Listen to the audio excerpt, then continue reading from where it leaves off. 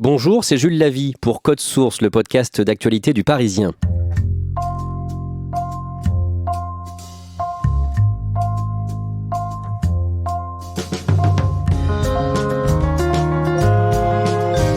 Accusé de plagiat il y a 9 mois par un vengeur masqué du rire, Gad Elmaleh veut laver son honneur, lui qui multiplie les succès au cinéma et sur scène depuis 25 ans.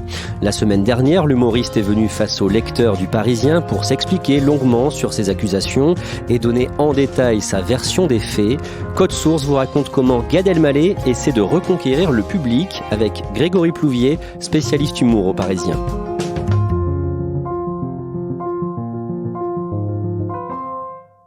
Grégory Plouvier, racontez-nous l'arrivée de Gad Elmaleh au Parisien le mardi 24 septembre. Il arrive, il est très décontracté.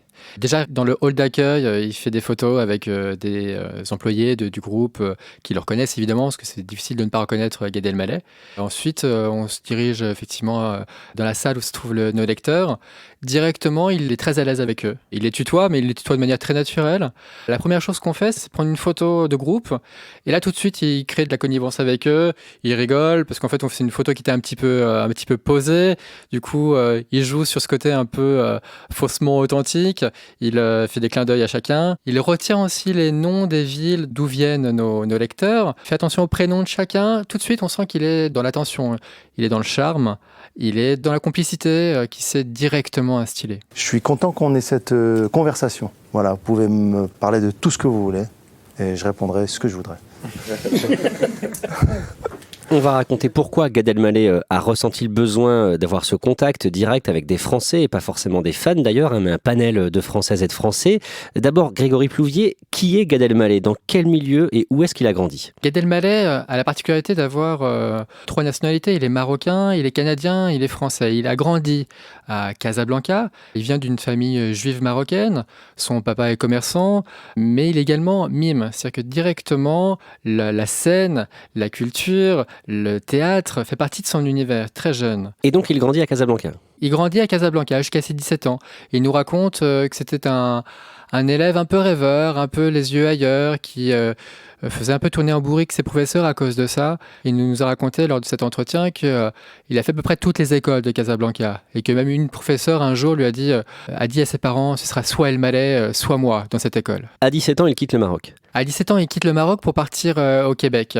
Cette expérience-là, il la racontera quelques années plus tard dans son premier spectacle qui s'appelle Décalage, où il raconte à la fois les décalages culturels, linguistiques avec le Canada, et il racontera ensuite donc du coup les décalages avec la France, pays qu'il découvre ensuite 4 ans plus tard. À 21 ans, il s'installe en France. Pourquoi ? Pour les cours Florent, donc les fameux cours de théâtre, dans lesquels il rencontre une certaine Isabelle Nanty, qui deviendra sa metteur en scène pour ses 2 premiers spectacles de one-man show.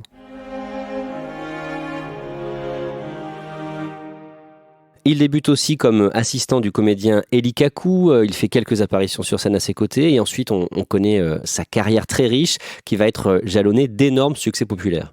Son 2e one-man show est un énorme succès. Dans ce spectacle-là, qui est assez unique dans l'histoire de l'humour en France, il y a 2 personnages. Il y a Coco et Chouchou, qui déclinera tous les 2 au cinéma, des films qui feront 4 et 3 millions de spectateurs. C'est énorme. Qu'est-ce qu'on peut citer d'autre comme gros succès de Gad Elmaleh ? Quand on pense à Gad Elmaleh, en plus de ses spectacles sur scène, parce que tous sont des succès, il en fait 5, on pense aussi au cinéma, on pense à La Vérité si je mens 2, et vraiment son fait d'arme, c'est ce qu'il nous a raconté lors de l'entretien, il voulait faire du cinéma parce qu'il avait un rêve. Ce rêve-là, c'était d'embrasser Sophie Marceau. Ça a été fait dans Un bonheur n'arrive jamais seul. Côté vie privée, Gad Elmaleh est le papa de 2 fils qu'il a eu avec 2 mères différentes. Le premier, qui a aujourd'hui 18 ans, il l'a eu avec Anne Brochet, donc la célèbre comédienne qui jouait Roxane dans Cyrano de Bergerac. Le deuxième, il a 5 ans, il l'a eu avec Charlotte Casiraghi, la fille de la princesse Caroline de Monaco. Ça d'ailleurs, la principauté de Monaco, il en a parlé pendant l'entretien. Oui, il raconte des anecdotes assez étonnantes pour nous, de ses sensations d'arriver dans le palais, d'appeler ses amis en disant hey, « regarde, je suis au palais de Monaco ». Et puis en fait, il dit que c'est des gens comme vous et moi et que c'est des gens qui sont allés le voir en spectacle et avec qui il partage beaucoup de choses.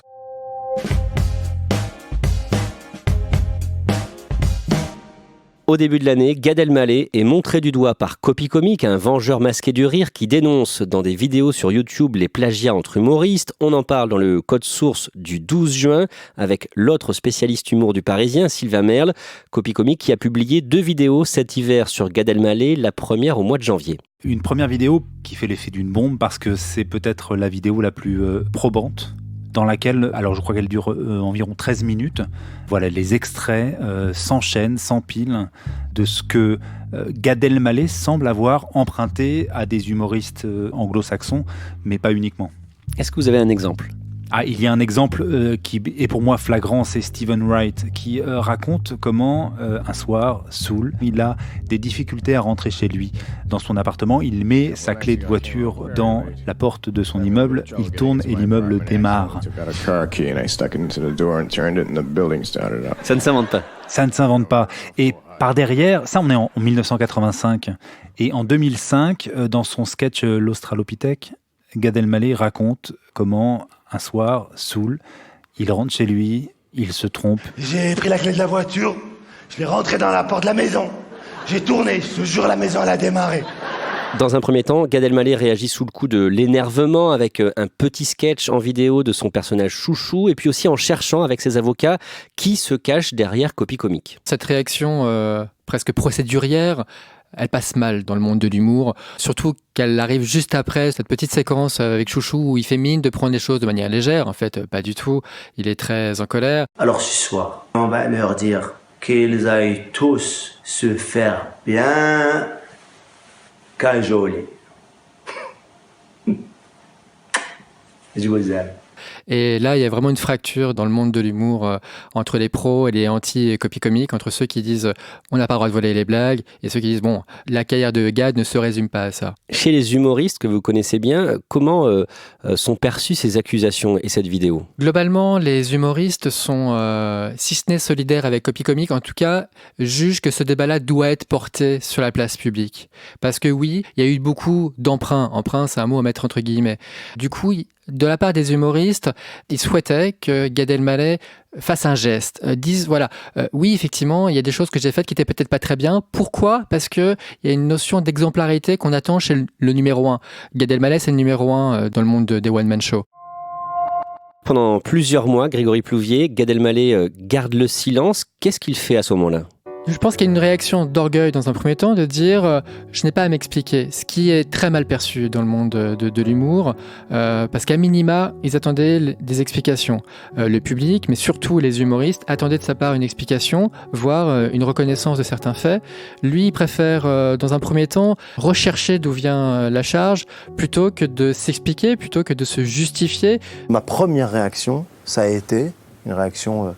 Je ne sais pas si j'ai eu raison ou j'ai pas eu raison, mais je le dis très sincèrement aujourd'hui, j'ai envie de rien cacher là-dessus. J'ai voulu savoir d'où ça venait. Si tu es dans la foule et tu prends une gifle dans la rue, si tu es en train de regarder les vitrines de Noël par exemple, et dans la foule tu prends une gifle, paf, personne dira c'est la vie, continue ton chemin, peut-être que cette gifle veut dire quelque chose. Non, non, non.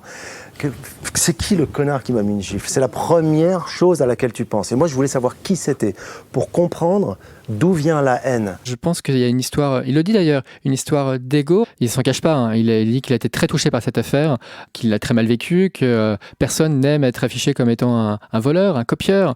À ce moment-là, il change son équipe de communication ? Oui, effectivement, durant l'été, il change d'équipe de communicants, il change aussi de stratégie, visiblement. Et il va travailler avec qui du coup ? Il travaille avec Anne Hommel, qui est une communicante spécialiste de la gestion de crise, qui s'est notamment occupée de Dominique Strauss-Kahn après l'affaire du Sofitel.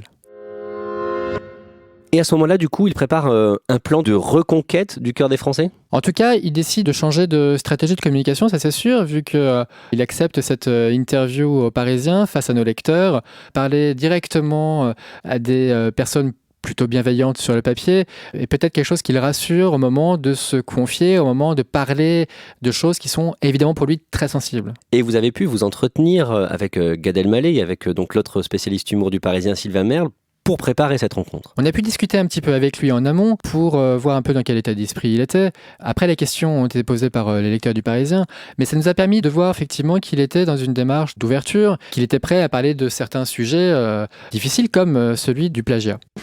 On en vient donc à cette rencontre entre Gad Elmaleh et les lecteurs du Parisien le mardi 24 septembre à Paris, au siège du journal. Rencontre qui a duré environ 2 heures. Beaucoup de sujets sont évoqués, mais concernant les accusations de plagiat, Grégory Plouvier, qu'est-ce qu'il reconnaît ? Il reconnaît avoir pris des choses. Il dit « oui, je me suis inspiré de gars » ou « oui, j'ai chopé des trucs ». Il y a une part de vrai dans ce qu'a dit Copy Comic. Une part de vrai, selon lui infime, mais une part de vrai. Mais il contextualise tout de suite. C'est pas un oui, c'est un oui mais. Je suis amoureux de la langue française, je la tords, je la réinvente. Ça me définit. Les personnages, la gestuelle, l'histoire, mon regard sur la vie, mon histoire personnelle, mes voyages, l'immigration, la paternité, c'est ce thème-là que je traite, moi. Ouais, la clé dans la maison, c'est à Stephen Wright. Et moi, quand je fais le mec bourré, ben voilà, je le mets à ma sauce. Voilà. Et voilà, parce que j'ai vu Stephen Wright 20 heures par jour et que je suis complètement admiratif. Je me suis inspiré de « Ok, d'accord. Alors, qu'est-ce qu'il faut faire maintenant ?» Je vous le demande. Est-ce qu'il y a un confessionnal pour humoriste ? Est-ce qu'il y a... qu'est-ce qu'il faut faire ? À part continuer sa route et dire « Oui, voilà, c'est une période où moi j'étais fasciné par ces gens-là. » Il tient à dire que c'est vraiment une toute petite partie de ces spectacles. Il donne même un chiffre, il dit que c'est 1 minute 30 à 2 minutes sur 30 ans de carrière, sur 20 à 30 heures de show sur scène. Je pense pas que ce soit des chiffres scientifiques, mais c'est juste pour donner un ordre d'idée dans son esprit. Ça, cette question, 1 minute 30, 2 minutes, ça va animer un petit peu les discussions dans le monde de l'humour. Pour certains, c'est beaucoup plus. Pour d'autres, c'est à peu près de cet ordre-là. Lui, il dit simplement qu'on ne peut pas résumer sa carrière aux emprunts qu'il aurait fait auprès d'artistes, notamment américains, Jerry Seinfeld, Stephen Wright et compagnie. Et il rappelle surtout qu'il n'est pas un simple raconteur de blagues. Il dit qu'il ne se définit pas lui-même comme un distributeur de vannes, mais comme quelqu'un qui a une formation théâtrale avec un rapport au corps, à la scène qui est beaucoup plus complexe et beaucoup plus étoffé que ça. Et il a raison de dire ça, c'est vrai ? Ses premiers spectacles étaient clairement basés autour de personnages qu'il construisait avec des univers très différents les uns des autres. Ses derniers spectacles étaient plus dans la mouvance du stand-up pur, c'est-à-dire il s'adressait directement au public avec ses propres vannes issues de sa propre vie perso. Gad Elmaleh explique aussi aux lecteurs du Parisien qu'il a beaucoup de sources d'inspiration. Certaines sont assez surprenantes. Il dit oui, effectivement, on me dit que je me suis inspiré de stand-uppers américains, mais vous seriez étonné si je vous disais mes sources d'inspiration principales. Moi, je me suis inspiré de gens, tu vas halluciner si je te dis. Moi, je me suis inspiré de chorégraphes, je me suis inspiré de Claude Nougaro, je me suis inspiré de Pierre Soulages, je me suis inspiré de tous ces gens-là. Mais on ne peut pas en parler, parce que fou, on va dire, il est fou celui-là, il s'est inspiré d'un peintre. Mais je me suis beaucoup plus inspiré de chorégraphes pour mes spectacles, de danse. Je me suis beaucoup plus inspiré de Michel Boujna pour parler de l'identité décomplexée. Je suis du Maroc, putain, il est de Tunisie, lui, il l'a fait avant, je peux le faire. Je me suis beaucoup plus inspiré de Philippe Cobert, putain, il joue 8 personnages, je peux le faire moi aussi. Je me suis beaucoup plus inspiré de Fernand Reynaud, de De Vos pour les mots, que des gens dont on me parle aujourd'hui. Et quand il parle de l'épisode Copy Comic, il n'est pas tendre avec les journalistes. En gros, il dit qu'on n'a pas fait notre travail, qu'on n'a pas réussi à disséquer l'ensemble des séquences mises en ligne sur Internet en disant ça, ok, il est allé trop loin, ça, en revanche, c'est plutôt de la mauvaise foi, etc. Pour lui, il y a des anachronismes, il y a des choses qu'on ne pourrait pas, qu'on ne devrait pas lui reprocher parce que ça ne colle pas. Et pour lui, la presse a relayé ces accusations uniquement pour faire du clic ? Ce qui le gêne surtout, c'est que la presse ait mis en avant les accusations d'une personne qui avançait masquée. Copy Comic est quelqu'un qui agit de manière anonyme, du coup, il n'a pas pu se défendre, il n'a pas pu discuter avec une personne physiquement face à lui, et c'est peut-être ça qu'il a mal vécu dans cette affaire. Et il égratigne aussi les réseaux sociaux. Je te garantis que si moi je tweete aujourd'hui Stéphane Billeux aime égorger des chats, je te garantis que les premiers commentaires, ça ne sera jamais « mais qui est Stéphane Billeux » ou alors « pourquoi fait-il ça ?» Ce sera « quel salaud ». Il y a même un gars qui dira « je le savais ». Et il y a même un gars de ton village, tu vas être surpris, qui va dire « putain, tu sais quoi, je vois sa tête maintenant et je comprends comment il peut égorger des chats ».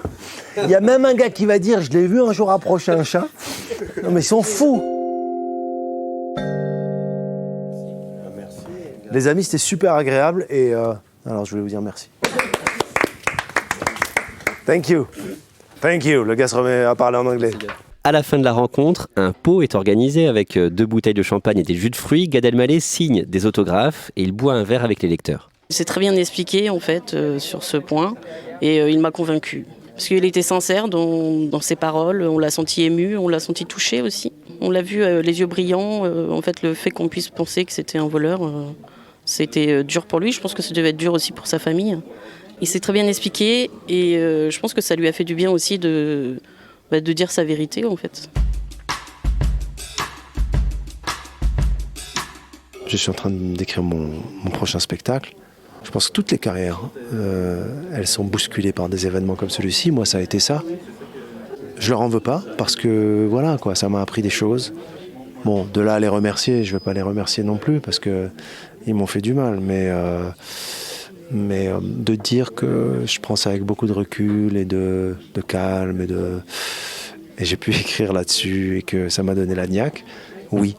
J'ai rien à prouver à personne, mais est-ce que quand je m'isole le soir pour écrire, une fois que j'ai couché mon gamin et que j'écris jusqu'à 2h du mat, est-ce que j'ai hâte d'aller sur scène dans toute la France pour montrer mon nouveau show ? Bah ouais, j'ai trop hâte, quoi. Grégory Plouvier, vous, est-ce que vous avez été convaincu par ces explications ? Convaincu, pas convaincu, je pense que la question elle est très complexe pour moi. Je connais bien effectivement le monde de l'humour et je sais que pour beaucoup d'artistes, la séquence va être difficile, voire impossible à digérer parce que elle va laisser beaucoup de traces, elle a laissé beaucoup de traces. Mais d'un autre côté, on peut pas nier, j'ai revu tous les spectacles de Gad Elmaleh ces dernières semaines, et juste on peut pas nier que c'est un artiste qui a une virtuosité assez dingue, qui n'a pas 23 000 des gars comme lui qui sont capables d'avoir cette identité sur scène, cette prestance, cette force, ce phrasé, cette façon de se bouger, cette façon de capter un public. Ça reste un artiste exceptionnel qui a vécu une séquence polémique exceptionnelle. Merci à Grégory Plouvier et à Angélique Neumann, la lectrice du Parisien que vous avez entendue.